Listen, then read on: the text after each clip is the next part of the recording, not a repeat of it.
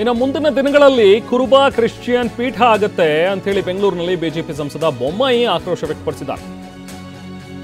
ಈಗ ಕಾಗಿನೆಲೆ ಪೀಠ ಅಂತಿದೆ, ಅದು ಮುಂದೆ ಕುರುಬ ಕ್ರಿಶ್ಚಿಯನ್ ಪೀಠ ಆದರೂ ಕೂಡ ಆಗಬಹುದು ಅಂತ ಅಸಮಾಧಾನ ವ್ಯಕ್ತಪಡಿಸಿದ್ರು.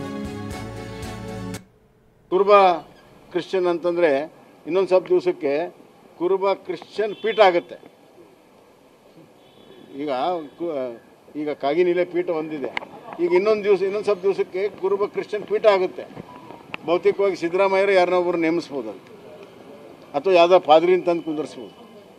ಸಮಾಜವನ್ನು ಎಲ್ಲಿ ತಗೊಂಡು ಹೋಗ್ತಾ ಇದ್ದಾರೆ ಇವರು, ಯಾವ ಕಡೆ ತಗೊಂಡು ಹೋಗ್ತಾರೆ?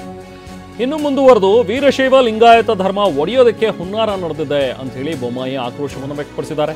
ನಿರಂತರವಾಗಿ ಸಿದ್ದರಾಮಯ್ಯ ಇದೇ ಮಾಡ್ತಾ ಇದ್ದಾರೆ. 2014ರಿಂದಲೂ ಕೂಡ ನಿರಂತರವಾಗಿ ಇದನ್ನ ಮಾಡ್ಕೊಂಡು ಬಂದಿದ್ದಾರೆ. ವೀರಶೈವ ಲಿಂಗಾಯತ ಧರ್ಮದ ಜನ ಜಾಗೃತರಾಗಿದ್ದಾರೆ ಅಂತ ಮಾತಾಡ್ತಾರೆ.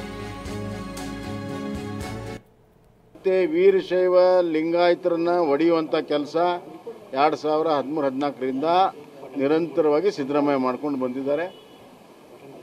ವೀರಶೈವ ಲಿಂಗಾಯತ ಜನ ಜಾಗೃತರಾಗಿದ್ದಾರೆ. ಇವರ ರಾಜಕೀಯ ಹುನ್ನಾರಕ್ಕೆ ವೀರಶೈವ ಲಿಂಗಾಯತರು ಬಲಿಯಾಗೋದಿಲ್ಲ. 2018ರಲ್ಲಿ ತಕ್ಕ ಪಾಠವನ್ನು ಇದೇ ಸಿದ್ದರಾಮಯ್ಯರು ಕಳಿಸಿದರು. ನಮ್ಮ ಸಮಾಜವನ್ನು ಧರ್ಮವನ್ನು ಒಡೆಯುವಂಥ ಕೆಲಸ ನಿಮ್ಮ ರಾಜಕೀಯ ಸಲುವಾಗಿ ಮಾಡಕೂಡದು ಅನ್ನುವಂಥ ಸ್ಪಷ್ಟವಾಗಿ ವಿರೋಧವನ್ನು ಮಾಡಿದ್ದಾರೆ. ಈಗ ಮತ್ತೆ ಅದಕ್ಕೆ ಕೈ ಹಾಕ್ತಾ ಇದ್ದಾರೆ.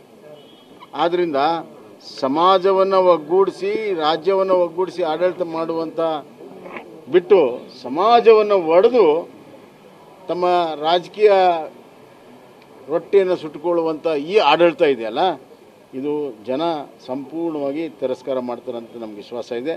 ಮತ್ತು ವೀರಶೈವ ಲಿಂಗಾಯತರನ್ನು ಒಡೆಯುವಂಥ ಕೆಲಸ 2013